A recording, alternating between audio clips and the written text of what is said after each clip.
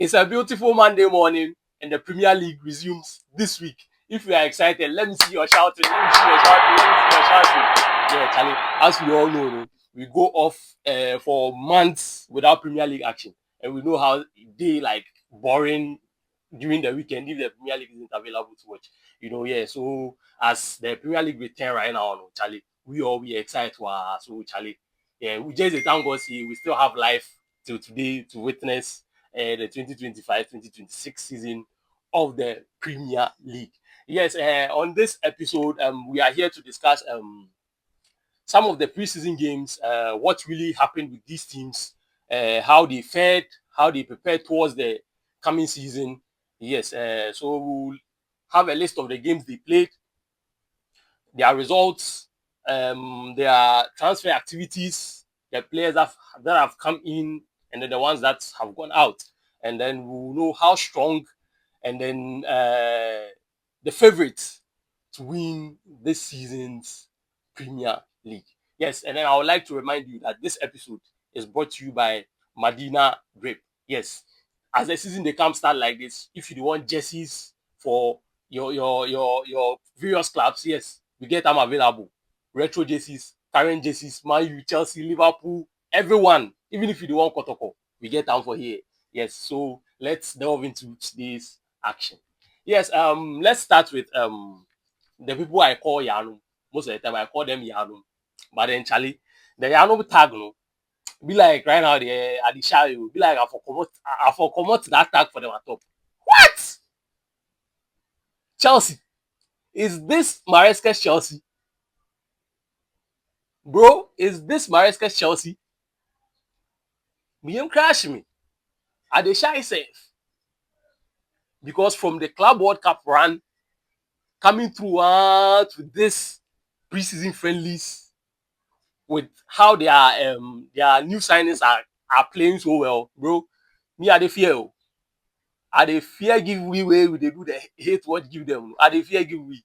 Because we don't say these people then get them off. Way right now to the stand can they do well, bro? Charlie, it's going to be a very long season for us. But then, yeah, all the same, no, Charlie, I excited give them on a normal, yes, because Chelsea is really playing well from the Club World Cup, the preseason friendlies, and I think their last game they played against AC Milan. I was very, very impressed. Very, very impressed. Yes, so let's delve into the games that they played in the preseason, their signings, and then what's actually going on in the camp of Chelsea Football Club.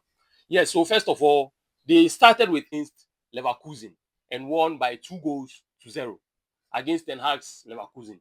I wasn't so surprised though because Chelsea are really in a good form, right? And then they were playing at home too. Yes, so winning 2-0 against Leverkusen wasn't a surprise. And then secondly, they played against AC Milan and won convincingly by 4-1. Yes, that should tell you how this Chelsea team is being built.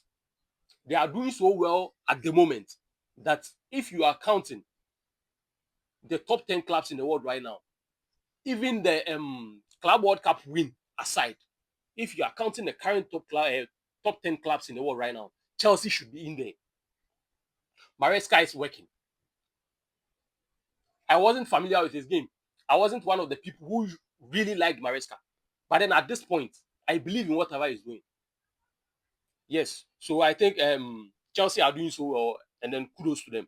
So with their signings, we know they had Estevao in, Delap in, essugo in, and then Joao Pedro as well coming in. And with all these signings, with the games that they've played, I've been super impressed. Super, super impressed. You can see, say, Maresca knows the kind of players he wants. He knows his system. He knows the kind of football he wants to play. Hence, he gets the right players for the system to do the right job for him. Estevao, the very young boy that just came in from Palmeiras. Impressive debut. Capped it with a goal. What else do you want to know? Or what else do you want to hear? Delap. I think in 1 or 2 games he played, he wasn't so good, so great. But then against AC Milan, he came off the bench with a brace. Joao Pedro. I don't need to talk much. But that essugo guy, are you sure that guy is not Caicedo's twin? That essugo guy. Isn't that guy Caicedo's twin? Because, like, usually when the camera isn't so close, his movement, his work rate, the way he works is just like Caicedo. And I'm telling you on record today that I'm really afraid of Chelsea this season because of what they are building, how they've played so far from the Club World Cup to today. Yes, so my conclusion regarding this Chelsea team is that I am tipping Chelsea to be a title favorite. When you ask anyone who he or she thinks will win the Premier League, everyone goes like Liverpool. But bro, what Chelsea is doing, we better watch out for them. Yes, so they start their Premier League campaign against Crystal Palace at home. That game isn't going to be an easy game.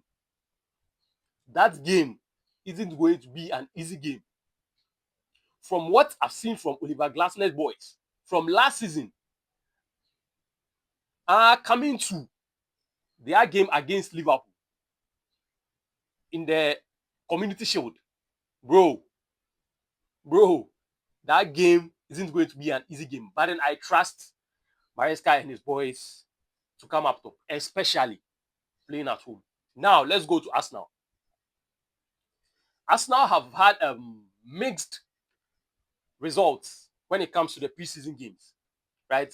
But then usually we say preseason, it's just a preparation towards the main season, right? But then sometimes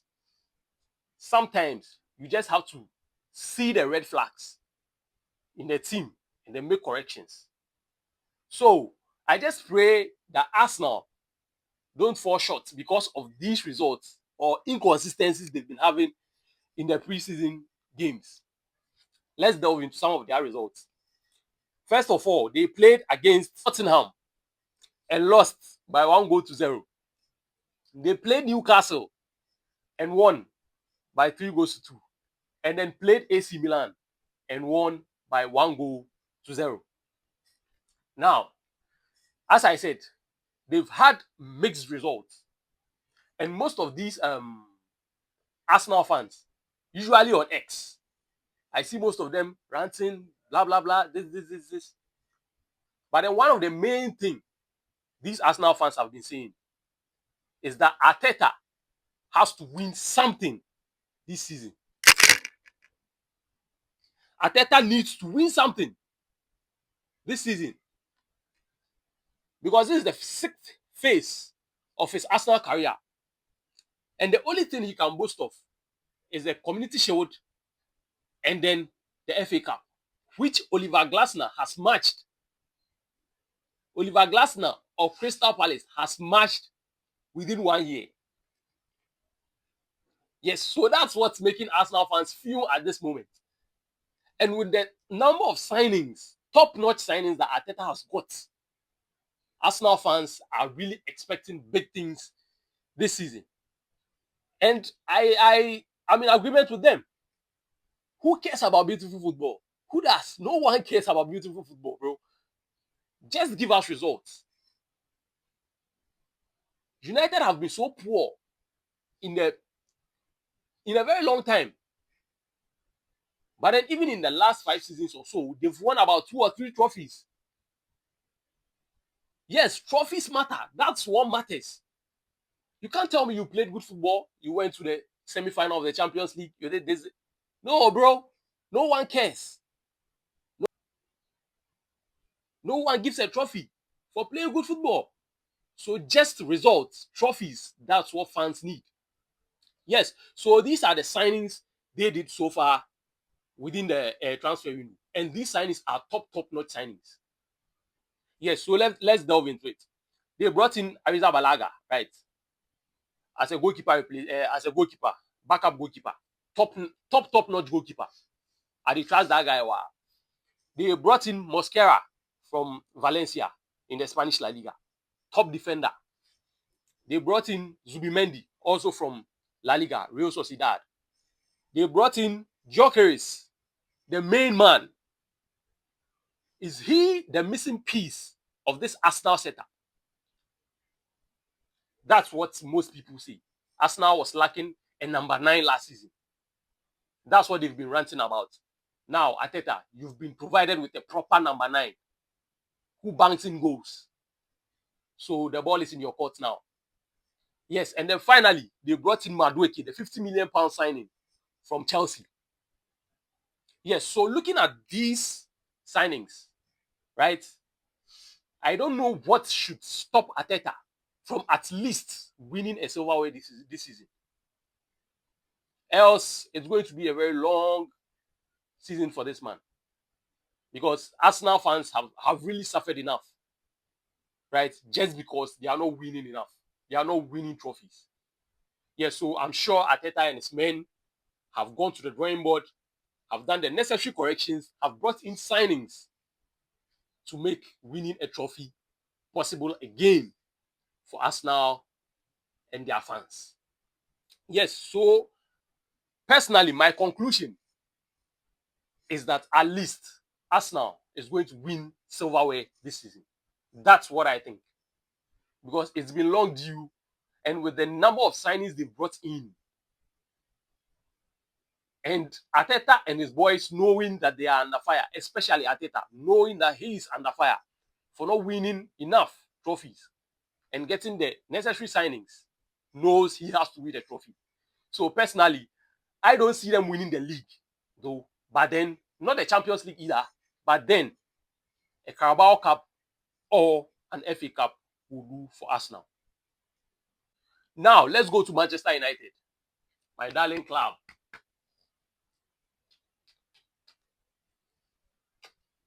Yes. Yasan, now so we are still kings in our country.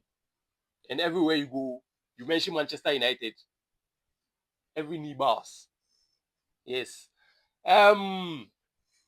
Manchester United had a very good preseason, I would say.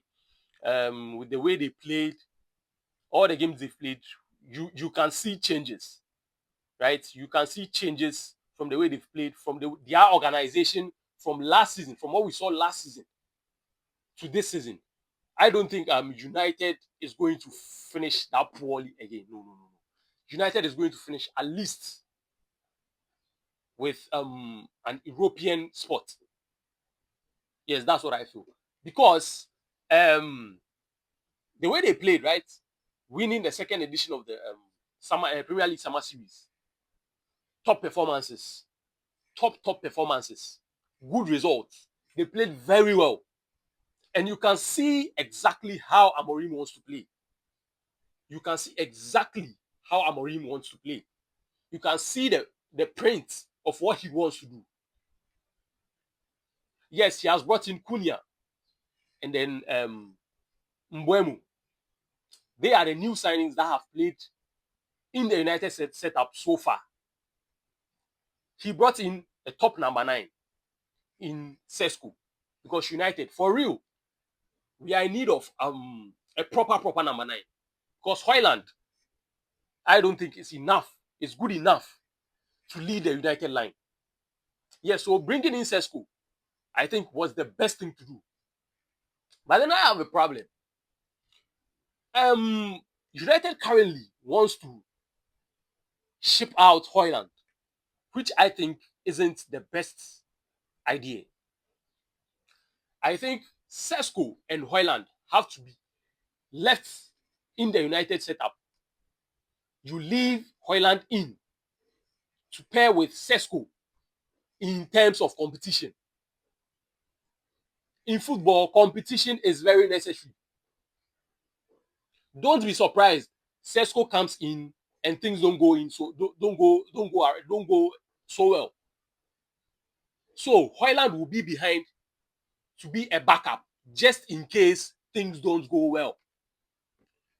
But then I learned United from sources. United are in talks with AC Milan to loan him out with the option to buy, meaning United just wants to offload him.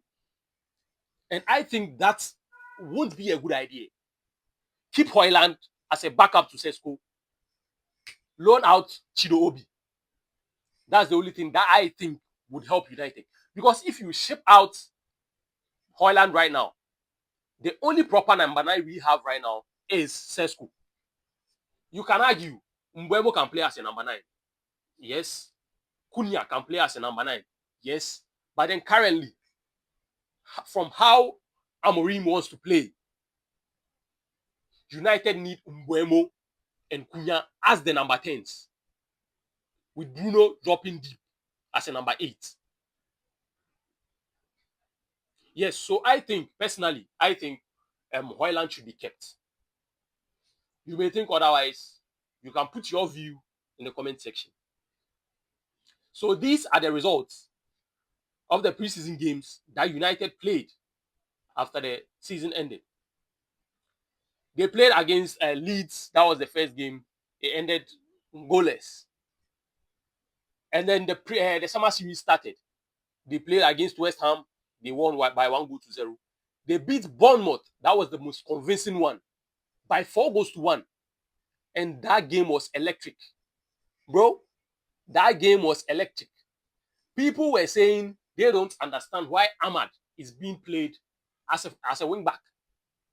But then that game made everyone understand why Ahmad would perfectly fit or slot in that wing back position. Yes, and then finally, they ended with a 2-2 draw against Everton, and hence crowned the Premier League Summer Series winners. That's the second edition. Yes, so after the Summer Series, they came back to the UK and then played one more game against Fiorentina, where they welcomed back David De Gea. I think David De Gea wasn't given a proper sending off when he was let go of United by Erik ten Hag. Yes, so United had to give him a proper sending off when he came back with Fiorentina, which ended in a 1-1 draw, and then United winning 2-1 on penalties. Yes, so personally, my submission or my conclusion or what I think would happen to United this season is, at least they are not winning the league. We know they are not winning the league. Top 4 is going to be difficult, but then it's realistic. It can happen. But then my personal view is that at least they finish in a European spot. Yes, roughly 5th, 6th. Yes, that's what I tip for United in the 2025-2026 season. Now, let's go to Manchester City. One of the best teams to be around in the past 10 years. Yes, but then last season wasn't one of the best for Pep Guardiola and his men. Hence, they've really strengthened this season. And all the signings that Pep has done within this window are top notch. A top guy with top brain when it comes to the game of football. All the signings are addressing problems in the Manchester City setup. I won't lie. And all these players he has brought in, everyone is a top player. Good players.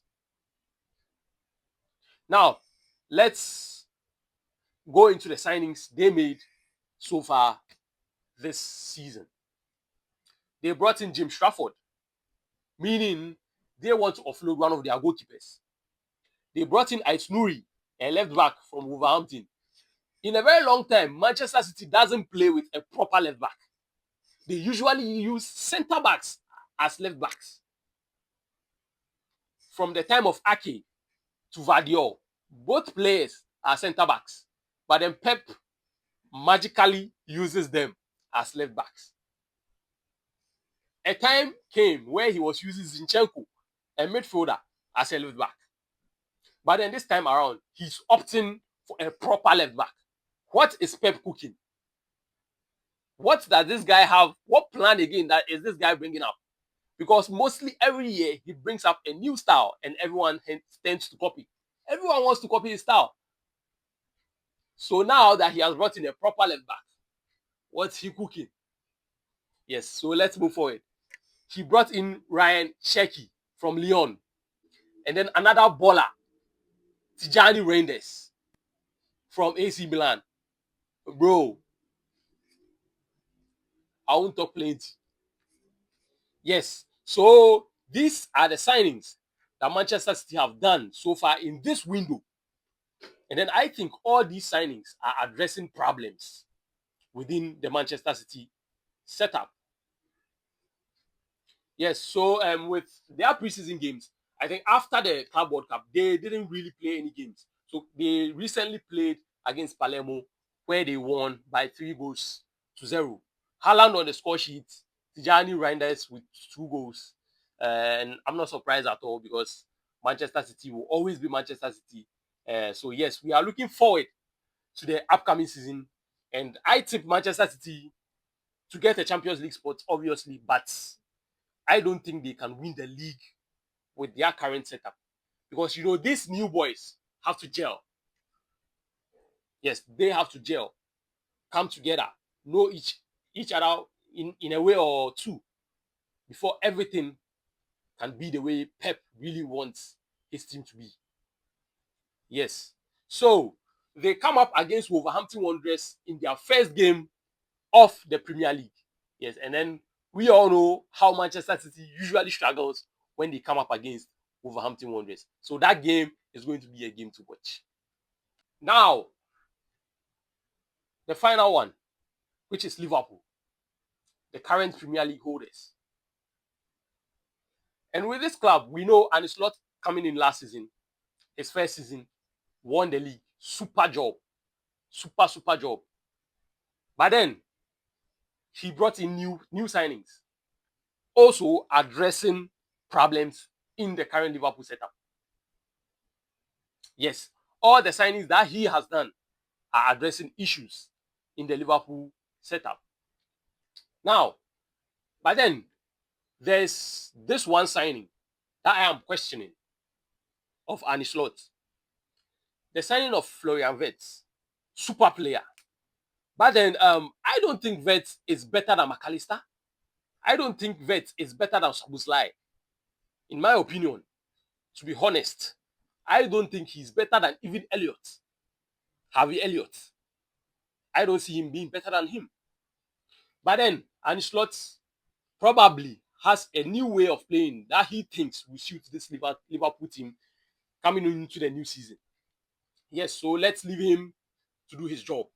Yes, so during the preseason, these are the games that they played. They played against Preston North End.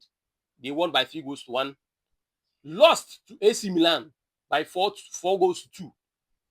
Yokohama F. Marinos, they won by 3-1.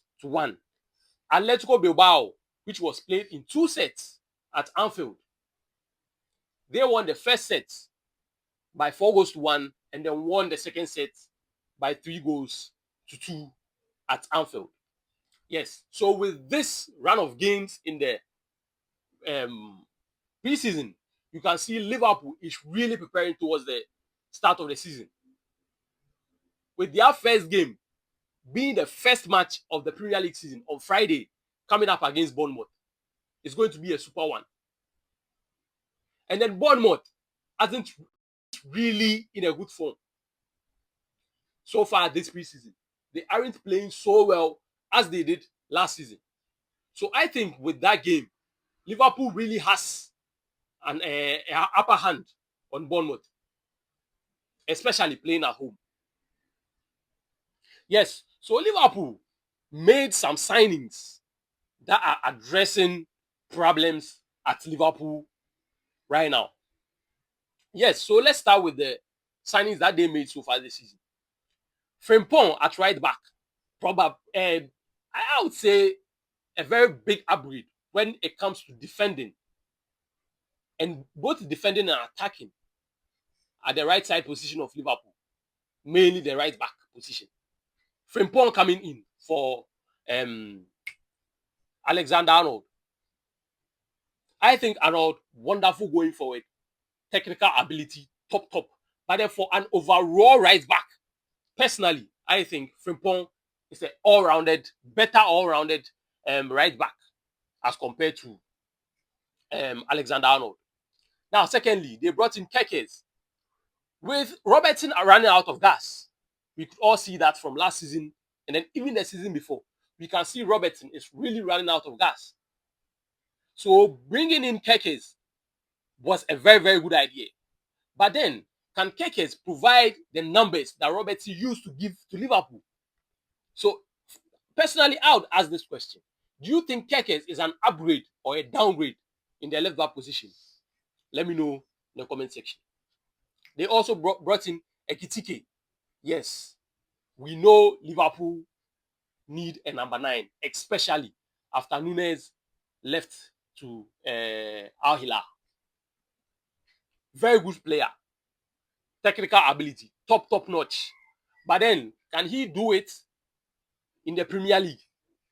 That's a question for another day. Yes. And then they brought in Florian Wirtz, which I talked about earlier. Yes. So these are the signings that Liverpool have brought in so far this season. But then in general, right, the kind of football Liverpool have played in this preseason, I wasn't so impressed. It was okay for me. They won some games, but then the all-round performance is a very big problem. And then I think Ancelotti has to address the issues arising at Liverpool right now before the Premier League starts. It was evident in the Community Shield against Crystal Palace. In that game, right, Crystal Palace should have won the game even in normal time. Even in normal time. Because Crystal Palace were doing everything better than Liverpool. The only thing Liverpool had better than them was a little bit of possession. But then when it comes to shots on targets, attempts, everything, Palace were ahead of Liverpool. And that tells you a lot. And one of my big problems, especially in that game, was the Liverpool defense. You see Konate, you see Van Dijk. They don't have competition in that Liverpool setup. No. They are always the ones to play. When it really matters, they are always the ones to play. And then I feel that's really giving them some kind of confidence, that some kind of feeling that regardless, they are still the ones to play. Van Dijk, this game against Crystal Palace, not the Palace game alone per se. There are certain games. The game against AC Milan, he always tends to give attackers a lot of space. He doesn't close them down so quickly. He leaves you to move on, and then tries to block you at the last minute. It doesn't work like that. If you are going to mark the person out till the ball leaves your 18-yard box. But then he gives players option upon option, and then the person gets a chance to shoot. We saw it in the game against AC Milan, where Leao scored. This game against Crystal Palace, his awareness was so poor, especially for that second Crystal Palace second goal, scored by Ismail Assar. His awareness was off. I don't know if he was thinking everyone was setting an offside trap. He didn't know he wasn't in line with his three other defenders. He was off. Yes, so these are some of the issues that I have seen personally in that Liverpool defensive line. And I think Ancelotti, the transfer window is still open. So, if he thinks there's something that they can do to correct that Liverpool centre-back position, there's still time. There's an option to bring in more centre-backs to provide competition for Konate and then Van Dijk. So this is how the Premier League teams are preparing and gearing towards the 2025-2026 season. So I've given my opinions You can also give yours in the comment section, as I always say. Yes, so I'll be coming around with the Premier League preview before the Premier League starts. I'll be giving you the reviews as well after games each and every week for you to know what's going on in the world of football. Thank you very much for joining me. It's your boy Gustavo as usual. See you another time.